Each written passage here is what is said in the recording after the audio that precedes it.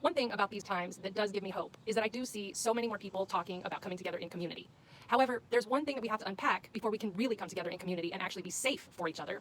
And that is deconstructing the values that this society in particular has taught us. And that is the idea of individualism and competition. We have been told that we have to look out for ourselves, we have to be selfish, and in order to get ours, we have to take from someone else. Or we have to live in fear that other people are going to take what we worked hard for. And this ownership of resources is a huge problem.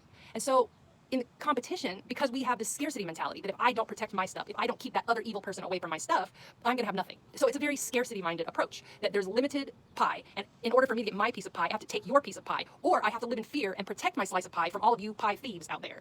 Now, that's a fundamentally flawed view because we can always just make more pie. But the problem is that there are people on the top who are really the ones hoarding the resources and making us think that there's one pie for everyone but them. Meanwhile, they are actually stripping the earth of resources that do affect us and limit our ability to make more pie. So how can we shift from a left-right view, you're right, I'm wrong? How do we get to a win-win? How do we collectively shift from this idea that if I am going to succeed, I have to take you out? If my family's going to eat, your family has to starve. How do we get past the selfishness that we are taught that we need to survive? You know, I'm not even blaming people for being selfish at this point because our culture rewards and props up selfishness as if it is a virtue.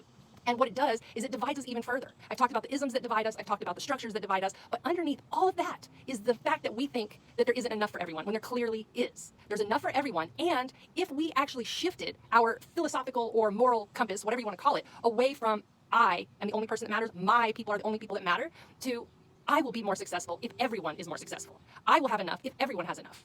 The world's resources will be better protected if we actually understand that they exist for all of us, that it's not a hierarchy or a competition to see who's allowed to have a roof over their head, who's allowed to eat today, who's allowed to have medical care, who's allowed to make choices about how they want to live their life.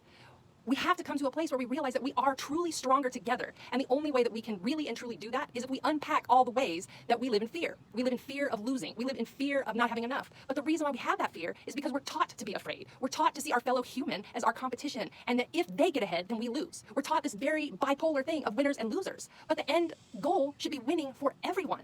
It's a shift in how compassionate we are. It's a shift in seeing that your success does not mean my downfall. Your ability to eat does not detract from my ability to eat. But see, we have to change our view of each other in order to not succumb to the lies that scarcity and fear are the things that should motivate us. It's the wellness of everyone that should motivate us. And if we can get to a place where we understand that our fellow human is not our enemy, no matter what they look like, no matter what they believe, no matter what their preferences are or their orientations or whatever, if we just saw that every human is a unique and beautiful creation and we all are part of the picture of life, that we all make up the different colors of the painting, we all add to the texture of the fabric, and that there would be nothing if we weren't all in it together. Like, we need each other so bad, but we're so pitted against each other because of fear and arbitrary divides. I don't even know how to say this eloquently. I just simply want to say that if we can stop seeing each other as the enemy and understand that my success is based on your success and your success is based on their success, and that truly we are all better off if we're all doing well. We do not need to let this culture tell us that if you are good, I am bad. It's not about win-lose. It's about win-win and coming together to learn how to share. We're taught how to share when we're little kids, and then as soon as we grow up, we're told, oh, don't share because then you're a loser. So, but just some stuff to think about, because we have got to shift our priorities if we're really going to come together and stop seeing each other as the enemy.